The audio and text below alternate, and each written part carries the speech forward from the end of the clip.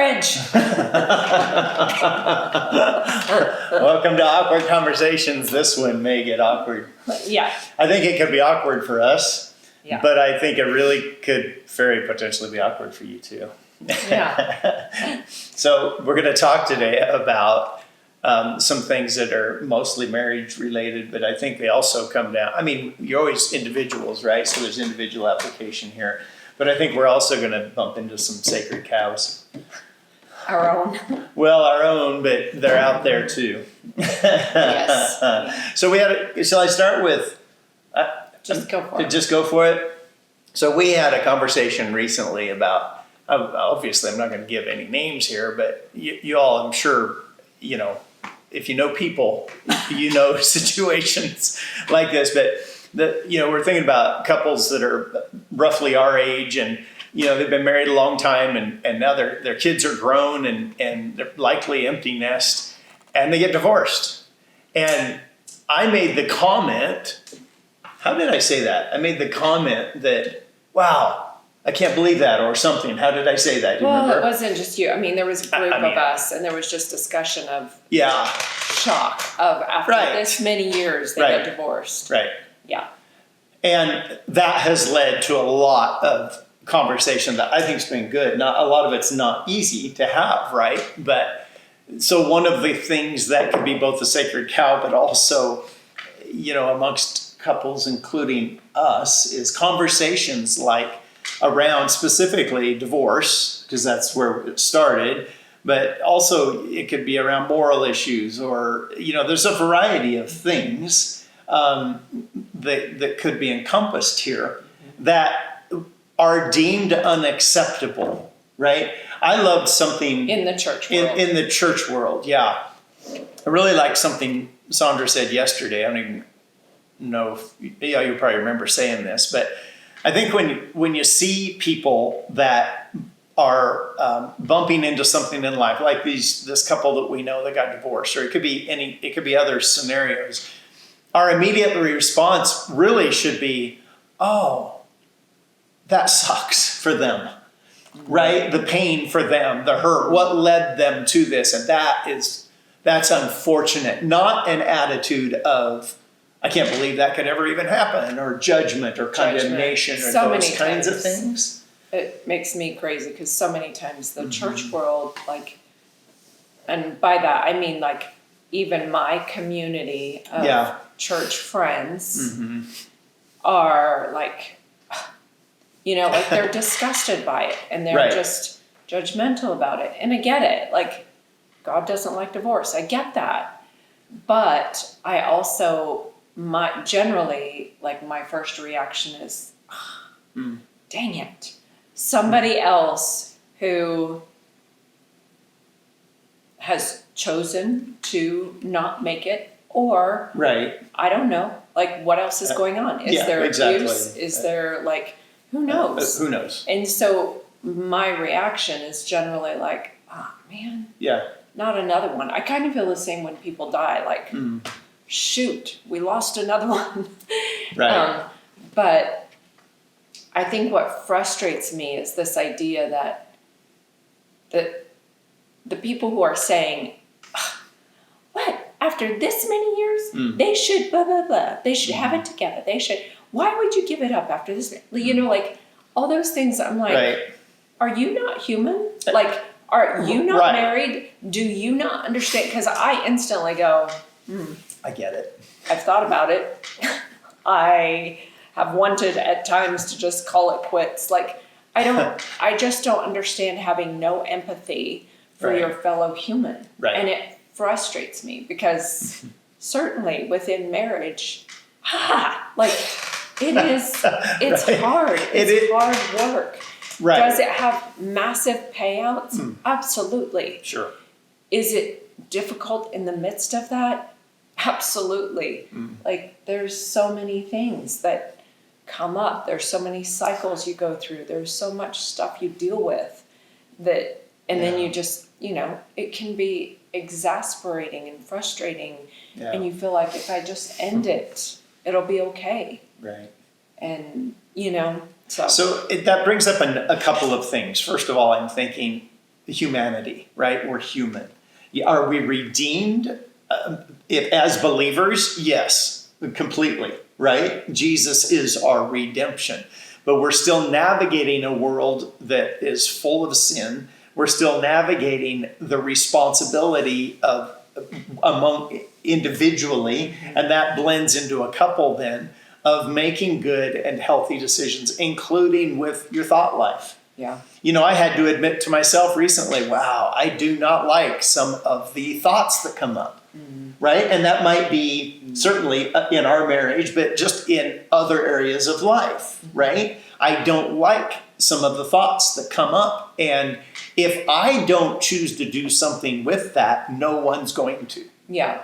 And I think the course of this conversation, I realized I cannot be the best husband for you, the husband I want to be for you, and a growing, maturing husband, unless I take that responsibility and that seriousness, because we do have humanity.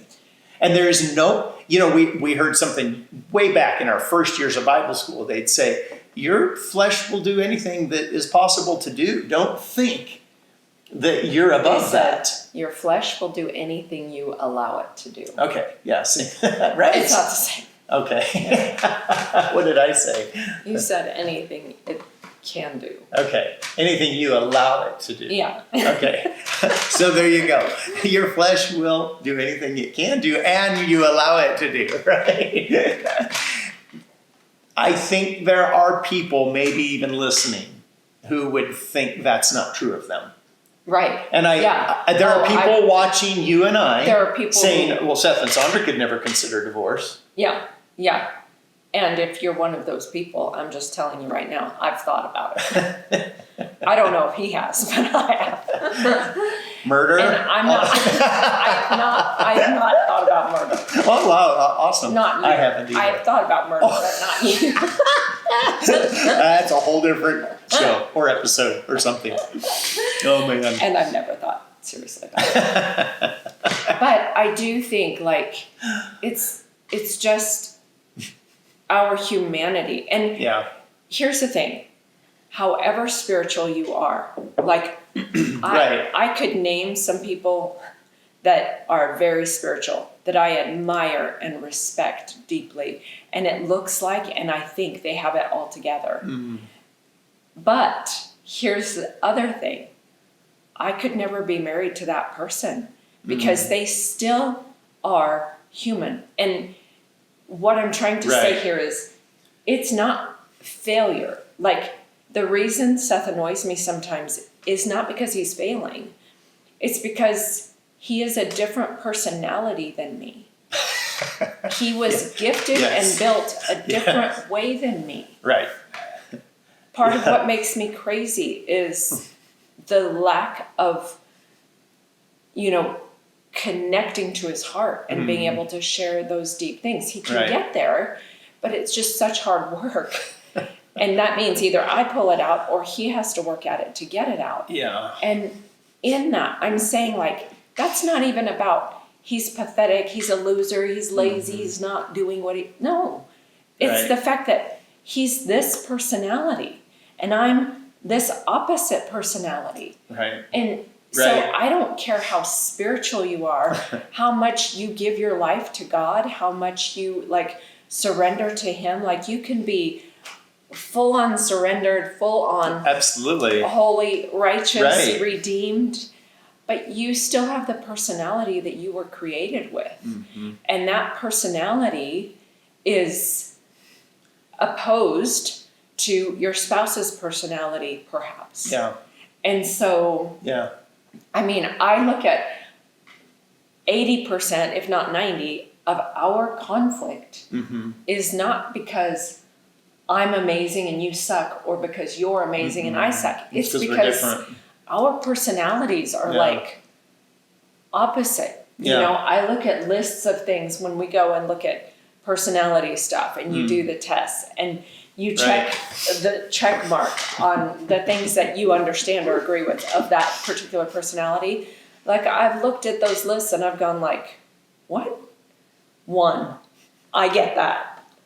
almost none of the rest do I get. And I don't know if you feel the same, but like, I just am like, I do not connect with this, Yeah. you know? Yeah. And so I just want to say that because I do think there are people who are likely very spiritual watching this and saying, well, you just need to get your devotional life more in order. You just need to get your thoughts renewed by the word of God. Right. I do. Absolutely. Absolutely. That is true. I do need that. Right. But also, there's a reality that I'm built a certain way and he's built a certain way, and those two don't necessarily always connect. Absolutely. And I think there's something powerful about recognizing that. You know, there's a concept out there that's generally accepted that opposites attract. Yeah. I think there's something in us, because everything she's just unpacked, I would agree. Very different personalities sitting here next to me. And it is the source of the vast majority of our challenge and conflict. But you know Yes. what it also is? It's also one of the major contributors, I won't put a percent to it because I haven't thought about it, but major contributors to the joy we enjoy, the benefit we enjoy. I have said in the past, and I still stand by it, that my life is a lot more fun because of her. And my life is a lot more steady and stable, And those are Because of him. good things. which is good, and I appreciate it, and I want it, but I also want fun, and that is, you know, and I know. and that's, but again, that's Yeah. a perfect example of personality differences. It is. And I hope people are hearing us, Me too. because in marriage, you know, what you've just unpacked really lends to, I mean, you and I have had some struggles. We've had some pain. We've also won some victories. Yes. We'll continue to. We're both better people today, largely because of Jesus. And our interest, one of the most powerful things that you and I have enjoyed, I think, in how many years of marriage? 37, 37, 8, somewhere in there. One of the things we've enjoyed and benefited from is we've both chosen to be learners. Right? Now, I mean, we're not always perfect at it, but we are both interested in learning and growing and changing. And we do it at different paces sometimes and in different ways. Yeah. You have places you get stuck, I have places I get stuck, but we value that. And that's benefited us because we've both grown. We're not the same people we were 37 years ago. Right. Right? Yeah. And we've been able to do that together. Some people that doesn't work so well. Yeah. Right? But at any rate, I think that recognizing the fact that these challenges, they're worth pushing through, of course. Yes. Are we going to solve everything eventually? I mean, No. no. That's what I wanted to say. I just didn't know if I was gutsy enough to say it. No, because the reality is that full redemption happens Yeah. when we move to our next home, Yeah. right? I'm not talking about a house. Mm. I Hey, wish. let's move. I wish. But like when we pass into being fully redeemed, Yeah. where death no longer has a hold on us. Right. Like the reality is that we are not fully redeemed and we don't experience the fullness of everything Jesus came to give until that point, because we are in a fallen world, because of our flawed, even if our personalities are flawed, or because of just who we are. Like there's just that reality of like, There is. you don't get heaven until heaven, Yeah. right? Yeah. And I think this is a big deal because I suspect there are couples out there that I know they're out there in the world. Hopefully you're watching this, that maybe you are in the midst of struggles and challenges. Maybe you're not at a high point in your marriage. I just think honoring and recognizing your place in that is important. Right? And recognizing that, I mean, I would maybe, you can speak to this if you want to, but I think I would tend to have more of a tendency when we hit rough patches to get really down in the dumps about it and feel like, man, I am really failing. I wish I could just grow. I wish I would learn what is wrong with me. Those kinds of thoughts. I think that more about myself than I do about you. And but to recognize that, you know, back to where we kind of started, we are capable of doing whatever. Yeah. Right? What I want to do is what's wholesome and healthy and loving. Yeah, because there is the element of the more we surrender to the Lord, Yeah. the more those things are available to us. Right. Now, still within personalities, there's still those Yeah. glitches. And even that, I'm not saying that God can't work miracles Of course. and make, you know, Yeah, of some course. massive changes. And I do think because of God in our lives, we are where we are. Like, there's no way we would be where we are if it weren't for God in our life. Right. So, but there was something, I was going to say, when we get in a difficult place, it's kind of like, I always feel like Seth becomes a turtle. Like, I do. We get in a hard place and he's just like, Go hide. in the shell. Find some safety. And I'm like, anyone? I know. And I don't. That's not too extreme of a description. And I don't know how to like get in there because it's sealed, right? And so that is difficult because then how are we going to talk about it? How are we going to work through it? Whereas I am too aggressive and too all the things. I'm trying to think of what animal I would be. You know, A rabbit squirrel. am I? No, I think I've got it better. I don't think rabid squirrel fits. I would say this. We are interesting in that life in general for us, we're like cheetahs. We're like, go after it, go, move, do, make it happen. Right? Yeah. And but then when I hit a hard spot, Yeah. I disappear. Uh-huh. I become a turtle and Yeah. hide in my shell. Yeah. I don't think you become a rabid squirrel, but you definitely become something that's still aggressive Maybe. and maybe irrational. Yeah. But potentially. That's a rabbit squirrel. But I think our hope and our goal in talking about this is not necessarily to give you all answers, but to be able to have the conversation around it. And that's one of the things I said in talking about marriage is I get frustrated because I want to talk about marriage in order to give you all who are watching some sort of like, yes, that's what I need, hope. Grab onto something to help you. And I want to give that. Yeah. But there's also an element where there are times where I'm just like, and I said one of the reasons that it's hard for me to have an awkward conversation about marriage is because sometimes I feel like, I don't know. I'm praying, I'm trusting God, I'm doing all the Christian things. And we still seem to do that cycle. And so anyway, I'm just putting that out there to say, maybe today, Right. the thing to grab hold of is the reality that marriages are not perfect. Right. And I don't care who you're watching, you do not know what goes on behind closed doors. Right.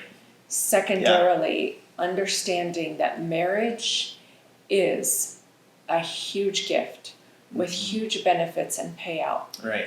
And it is also the thing that causes us to, if we allow it, grow, that strengthens us, that helps us become better humans, etc. Right. And so like learning how to press through those times that are hard and if you're in a cycle, getting outside help if that's needed. Yeah. Not waiting to do that until you're desperate, do it earlier rather than later.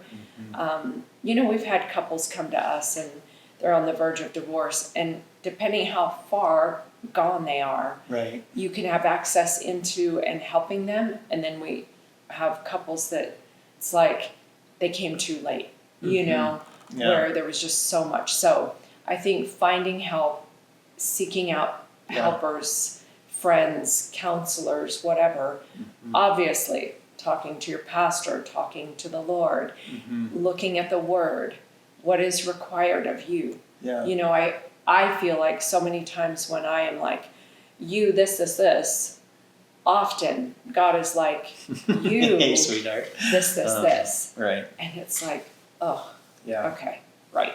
And being willing to hear those things. Mhm. I was just thinking as you were unpacking that for me, one of the things I've had to acknowledge is, you know, I grew up in the 70s, was a teenager in the 80s. I grew up in a true farm family in the true western part of the United States and somewhat north.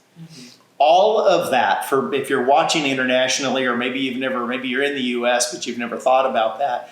Each of those things that I just mentioned are all about independence, the self-made man. You pull yourself up by your bootstraps. If something needs done, you do it. You make it happen. And there's just, we live in this part of the US, we live in that culture. And I think for me, owning that fact that it's okay to ask for help. Yeah. I'll never forget our daughter. She got married. And within the first few years, I remember her saying, I was there when she said to her husband, you need to understand that if something is needing done and you agree to do it, you kind of need to do it like right away, or you're going to look up in a day or two and you're going to see that it's already done because Dad's already done it. Because that was the mentality they had. You didn't ask for help. Right. You just get her done.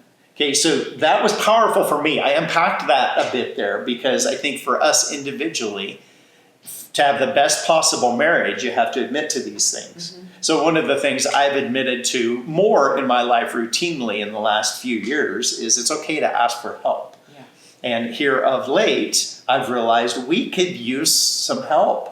And that's not a failure. There's nothing, I know, right? Here of late. I know. She's thinking This for has the been last, going on she's like for for the a last while. 30 years. But for me, I'm like, there's no some of you are like, duh. And others might be connecting with the fact that for me, that was one of those things that until I could hit that point where I could be willing to say, it's okay to ask for help. And for me, part of that has been just pushing on in, feeling like, well, this is weakness, this is whatever, but I guess I'll ask for help, you know, in other areas. But now I'm much more at that spot of going, it's okay. I mean, in whatever way, whatever area, ask for help, and it's okay. In fact, it's not only okay, it's good. So I you know maybe we're- need to learn something different. I know we we're need at to close time, down. but I also Yeah. have one last question because I'm just Okay, super yeah, curious. okay, yeah. If I had said 15 years ago, Yeah, if I had said, we're going to counseling or I'm out, yeah. would you have agreed to that, or would you have been so independent that you said, I'm not doing that? I would have done it, but my internal dialogue would have been, well, we're done for. Because if you're at the point of needing help, you're pretty much done. Right? I know, right? I love her response because I even respond to that now. Yeah. And I wouldn't have been so obstinate that I wouldn't have done it. I wouldn't have been that husband. But you would have gone in defeated already, so then we probably still would have ended. Sure, because if you don't internally have what it takes to get whatever it is done, then it's not going to happen. Right? And I say that, not saying I believe that. I say that recognizing that would be a default thought process that I have had a lot of my life. And I'm not so convinced yet that it's all wrong, but I do think I would have said, yeah, okay, all right, let's do this. But I would have gone in from a defeated viewpoint thinking, well, you only do this because it's pretty much hopeless. So probably this is Again, like that Right? personality, I'm Right. like, wow, Yeah. okay, that's just so bizarre. Yeah. Yeah. Okay. Yeah. I mean, there you And go, on that right? note. On that note, yeah. I hope it's helpful. Yeah. Yeah. I just think it's good for us to have these conversations Be real. so that you see and hear others who are, dealing with stuff as well. And maybe along the way you pick up things that you go, oh yeah, I remember that, and okay, we can do this, and Right. just Yeah. so. Anyway, Yeah. Well, thank you for watching. Thanks for being a part. And we'll see you next time. happy marriage. Yay! Ring. Howdy ho, neighbors. You heard the ring. Thank you for watching. We really appreciate you participating in Awkward Conversations. Ring that bell, like and subscribe so that others hear about these videos.